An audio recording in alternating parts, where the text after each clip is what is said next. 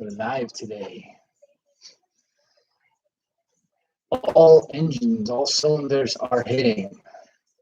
Facebook is live. YouTube is live. The studio is live. We got a great show today. Just coming in from doing some heavy lifting, if you will. So I'm here on the air today, highly caffeinated and unsupervised. Let's see here if we can straighten that camera angle out while we wait for everything. And yes, I literally, you can see, this is dressed for hard work. So, TMI? Well, it is the midweek report. So yesterday we had a guest on. What'd you guys think of the guest?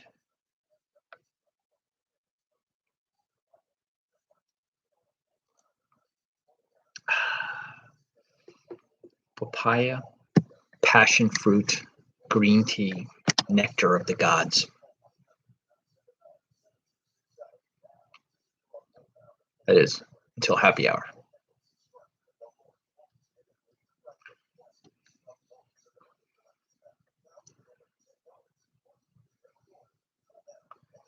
So we got some big news to cover today on the midweek report. We're going to be talking about the judge just struck down the eviction moratorium or the ban on evictions, which if that is upheld, you could see the market moving sooner than later. In fact, sooner than I thought. Remember, I've been talking about, I think the government's going to start lifting that up in the next 3 to 6 months. Biden already extended the CDC ban from January now to April, and then now from April until June. So notice that they have been extending them. Hey, Cindy. They've been extending them in shorter increments. Before they extended it, 6 months at a time. Then it was 3 months at a time. Now it's 2 months at a time until they don't extend it. So anyway, the music is coming on. So let's go live.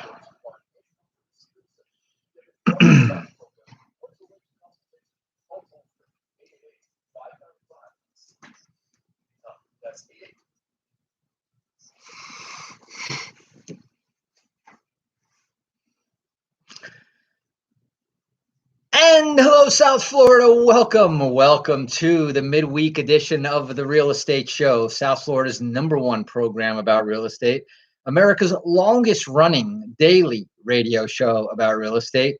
And here we are getting ready to go into the finish. In fact, almost midway through the first week of May already, May of 2021.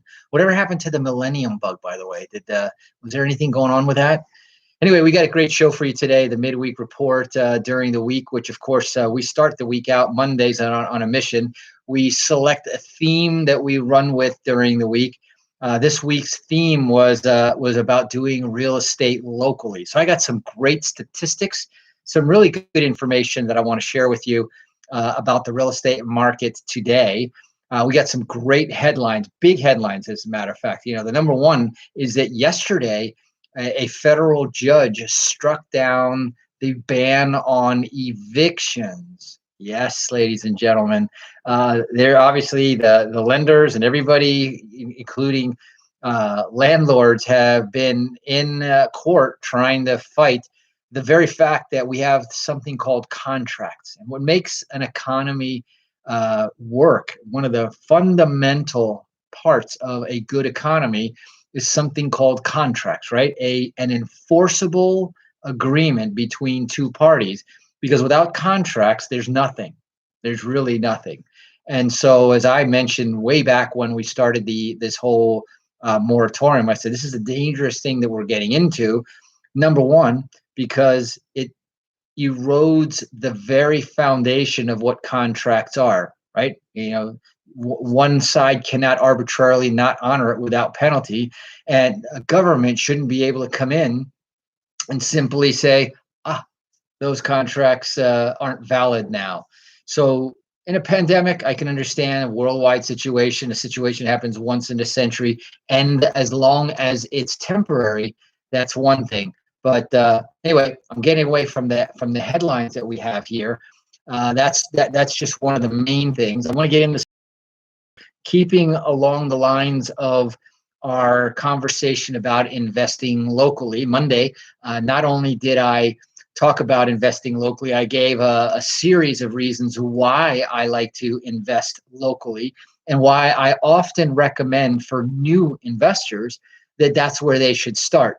Once they get good at it, then they can go literally anywhere and everywhere across the country and even across the globe. We're talking now where we're having some real interesting business and real estate opportunities in other places around the world, including Brazil, in the UK, and so forth.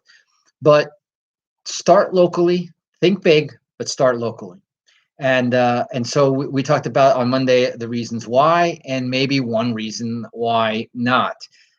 Then on Tuesday, I had a very special guest, my friend Don Martin, and we were talking about one of those advantages that I talked about of investing locally is the extra power of your local network. People you already know, people you already do business with, people you can easily enroll in becoming your eyes and ears, your boots on the ground, or as I often like to say, the feet on the street. You know, there's the butt in the seats and there's the feet on the streets. And if you have both of those, which is a lot easier to do locally, then it's a lot easier to grow and scale your business.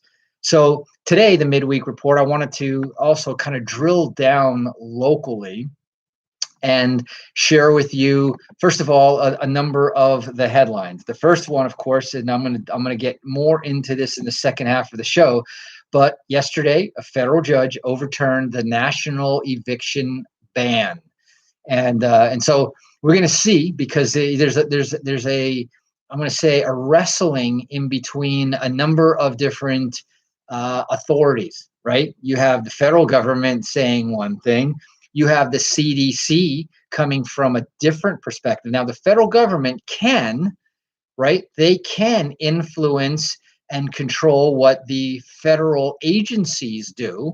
So if they say Fannie Mae, Freddie Mac, FHA, Ginnie Mae, you can't foreclose for the time being as part of government policy, then that's their side voluntarily not doing it. When you have now the CDC acting as in their health policing capacity, saying that evictions cannot happen because it would further aggravate. That's what they're saying, is that because of the pandemic, that keeping people in their homes is a safety issue. And so now, if if we've got, what is it? I think the last statistic is that over 50% have been vaccinated or have the antibodies. So the herd immunity is starting to kick in, and that by July, they believe they will have 70% of the population vaccinated. And so much so, yesterday, Florida, lifted the the requirement to wear a mask in public. The federal government has even talked about lifting the outdoor mask requirement. And so we're opening up in many of these different ways. So why are people not required to make their payments on their mortgages and on their rentals? And I was reading in another place that there's something close to 57 billion in unpaid rents as a result of the pandemic. Now, remember, one of the last of the care packages that the government side, the $2 trillion package, allotted 25 billion for all 50 states and lots of different programs. So that wouldn't even cover half of the rent that's due out there. And yet, of course, there's all this pork and junk riders in these large packages, which is really disgusting when you think about it, and it's part of this pandemic situation. Anyway, a couple of other things that we want to talk about. Mortgage demand stalls as rates rise, and fierce competition hits home sales, meaning that there's not enough inventory out there. So if you can't buy something, there's no need for the financing there either. Then we were talking a couple of other interesting things, talking about the mortgage and the housing market in general. And so now what I want to do is I want to jump over a little bit to the National Association of Realtors. And just to give you a little bit of a perspective here, and I went in and I looked at county median home prices, right? That's probably considered pretty local if you stay within your county. Generally speaking, you can get out of your county within less than an hour drive. So I'm going to call that pretty close to home. Median home prices, and just so you know, median home prices are those home prices that exactly half of the sales happened above this number and half of the sales happened below this number. So it's theoretic. It's not the average. It's the middle price point in the bell-shaped curve, if you're familiar with that. So here's an interesting thing. And going over the United States, for example, on the realtor.org website, you can go do this. On homes less than $150,000. So are there a lot of them? Well, yes. There's 56.9% of households in the United States are $150,000 or less. Call it 60%. Between 150 and 350 are another 37.6%. In other words, so if you add the two up, 57% plus 30, I would call it 38%. Now you're talking about 96% of the country is below 350,000, period, right? 90%, 96% of it is under $350,000. Another 4%, remember, now we're getting into slicing fractions. 350 to 550,000 represents about 4% of all the houses in the United States. And remember my conversation talking about trying to get in your local median home price. 1.1% of the houses in the United States are between 550 and 750. You would have thought that was a much higher number, wouldn't you? 750 to a million is 0.3%. Okay, 0.3%, or in other words, 0.003 would be the decimal number there. And how many homes are a million and above? 0.2%. So just to give you an idea, and what's kind of cool is that there's like a heat map of this. And you'll see that those orange and red hotspots, and orange doesn't start until 500,000. You see it up in the Northeast in little spots. You see it the southern tip of Florida, and then the whole entire coast of California. And then you get up into Seattle, in Portland, you see some orange spots. But in the very middle, what some people call the flyover states, when you fly from one coast to the other, is where you see mostly blue and mostly dark blue, which is the less than 150, the dark blue, 100, the 60% of America, which is under $150,000. Now, of course, $1 million homes exist in almost every, county or state, but they are obviously a vast minority. Interesting little statistic there. The counties with the highest median home values in the fourth quarter of 2020 were New York County, where New York City is, 1.1 million was the median home price. San Mateo County, the Silicon Valley, 1.1 million. Nantucket County in Massachusetts, that's the shoreline there, 1.1 million. Santa Clara County, California, and San Francisco County, California, all of them, over $1.1 million. So out of the five highest median home prices in the country, 3 of them were in California. Another interesting map to see about this is, and so now, of course, as an investor, what do you want to do? You want to avoid those counties for a whole number of reasons. So that's kind of an overview that I wanted to share with you. Now, what I want to do next, and I think I'm going to do, is I'm going to go ahead and take a quick break here, a few words from our sponsors. I want to get into some numbers, like how many properties are pre-foreclosed? How many properties are for sale but have equity? How many properties are in probate? Tax delinquent. Would that be an interesting thing to know? If I could tell you that there were 218,989 individual parcels in Florida. And by the way, Florida is ranked number 1 in this category, that taxes have been delinquent for more than 1 year. Wouldn't you love to have a list like that? Anyway, we're going to talk about a bunch of these interesting categories, why I'm able to get that information on a very local basis, and why that's an advantage that you might explore in your local area. And I mean local down to the zip code. So you're listening to The Real Estate Show. My name is Eric Willner here. I am dressed for work. As you can see, I just came out from doing a bunch of manual labor on one of my rehabs. We're going to take a quick break, but when we come back, we're going to dive more into this week's midweek report, giving you the statistics you need, the headlines you should read, and more. So don't touch that dial. You're listening to The Real Estate Show, and we'll be right back.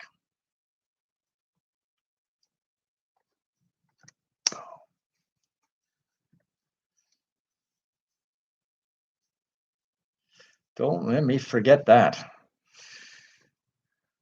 So while we're on a break, Cindy, how are you? Are you going to Idaho? Sonia is in the house. So we're coast to coast here also. So see, all this data is good. I've got all the coast covered, some great information. See, Cindy, every county along the coast is in a hot zone with median home prices over $500,000. No to Idaho. I'll miss you there. I'm planning on making a trip out to Yellowstone first, and then stopping in for the 2-day event. So happy Cinco de Mayo to everybody.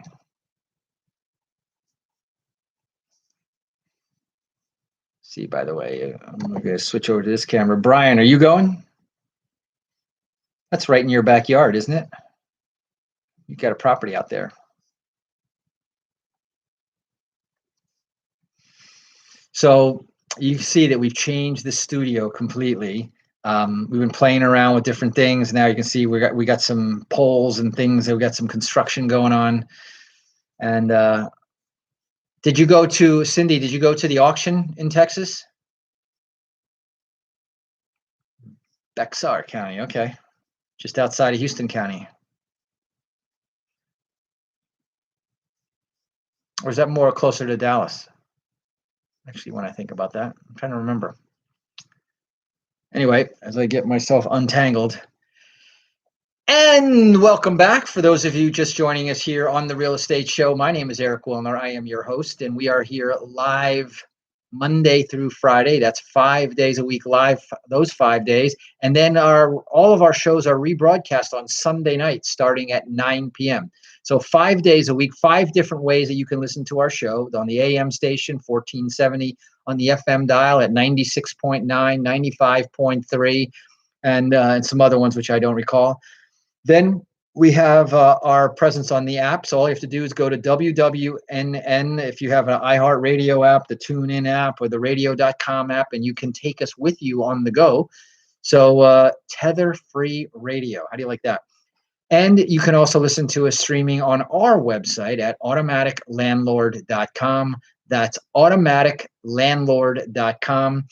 Click up on top where it says The Real Estate Show. It'll drop down. You'll see the write-ups of the show. You'll see also a link in each one of those dates showing you how to listen to the show in its entirety, uninterrupted, every day. It posts up about 24 to 48 hours after we do the live show.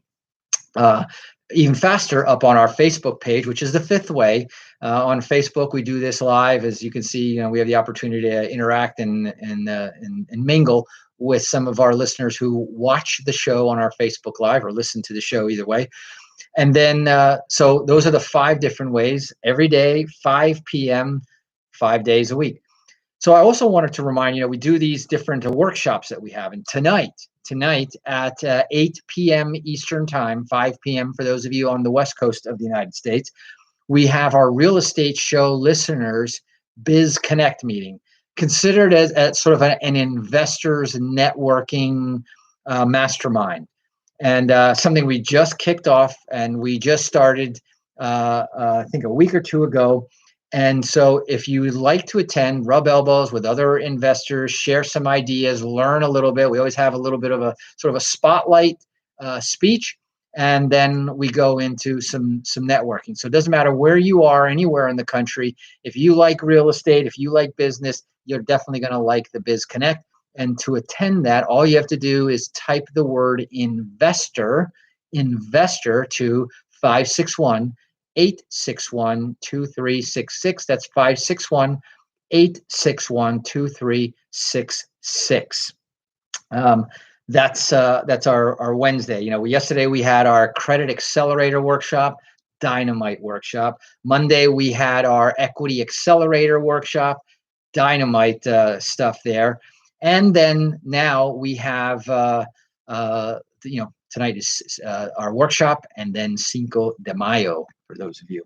Anyway, back to the headlines, and I was talking about some of the counties all over the country, but now I want to bring it local, as I have been kind of doing this week. And Florida is ranked number 1 in the United States for the number of lis pendences being filed. Now, Florida's been growing by leaps and bounds, and sometimes not in the best areas, but therein also lies an opportunity, and especially now, as we're going to talk a little bit more about the ban on evictions being ruled not enforceable. So they can't enforce the ban, meaning that they can have the evictions. But pre-foreclosed properties right here in Florida, 81,761. I'm looking at my list. Properties for sale with at least 30% equity, 2,466 right now. Probate properties where the owner is deceased and the will is in process, 185,971 of those cases right now going on. Florida ranked number 1. Tax delinquent. These are tax delinquents for more than 1 year. Opportunity, 218,989. Tired landlords. Now, what would a tired landlord be? Well, these are multi-unit owners who have more than 4 years on title. And one other little secret ingredient there. Short sales, right? There's no short sales when the properties sell literally in hours. Property values are going up and away. So there can't be any upside down properties where the debt is greater than the market value. Can there? Well, right now, here in Florida, 406 short sales that are there upside down. Bank-owned properties. Now, this is an interesting statistics, especially if you heard all of last week's shows when we were talking about the REOs. Properties no longer redeemable. The bank owns these properties. Florida is ranked number 1 with 19,792. Pre-foreclosed properties that's going to auction in the next few months. 2,101 of those properties. Repairs for sale. These are properties for sale that need repairs. Now, how did Eric find those out? Could code enforcement be one of those reasons? Properties for sale that need repairs, 1,374. Now you can understand why I like staying local when I've got all of this property. Vacant properties, 349 properties, vacant and abandoned properties. Again, Florida, with everyone coming to Florida, literally 1,000 new people moving to Florida every single day. And yet there are abandoned houses in Florida. Yes, there are. Yes, there are. And of course, sold properties over 500,000 or nearly 500,000 properties sold in the last 12 months. And for sale properties, 42,000. So some kind of other interesting things. How long would it take to sell all the inventory if people were agreeable at market price? 0.86 months is what we're at right now. The average property takes about 164. That's with financing and everything else. 164 days. The property prices increased last year from the median single-family houses in Florida increased from 278 to 292 across the board, from coast to coast. So some interesting statistics there. Now, I want to jump over to, in the remaining time, federal judge Dabney Friedrich struck down yesterday the national eviction moratorium, potentially leaving millions of Americans at risk of losing their homes 2 months earlier than expected. Remember, it was just announced by Biden that he was extending the moratorium from the end of April to the end of June, and now a federal judge just said, not constitutional.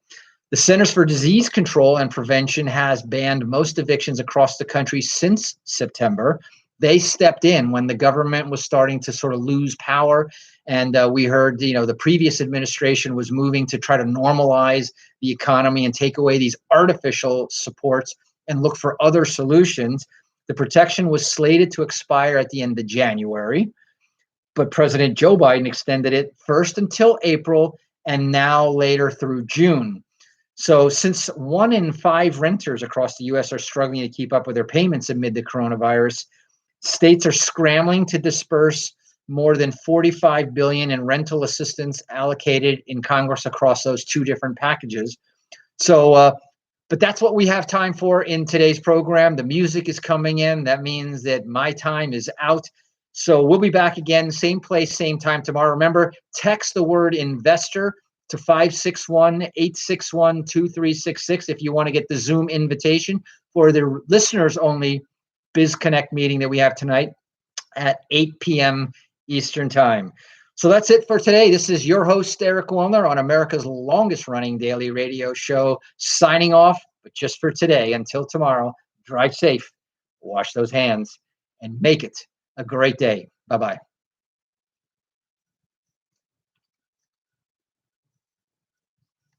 Thank you, my friend.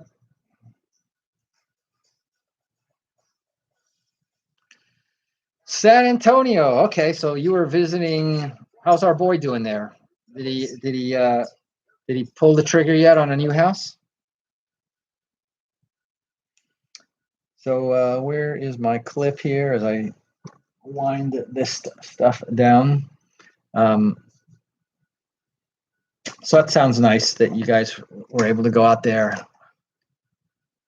He's good and no. So, well, good.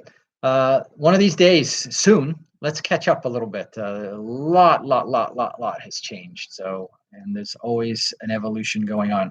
Anyway, I'm going to go ahead and sign off here. I'll start first with our YouTube folks. And take care. And I hope to see you tomorrow. End stream. End.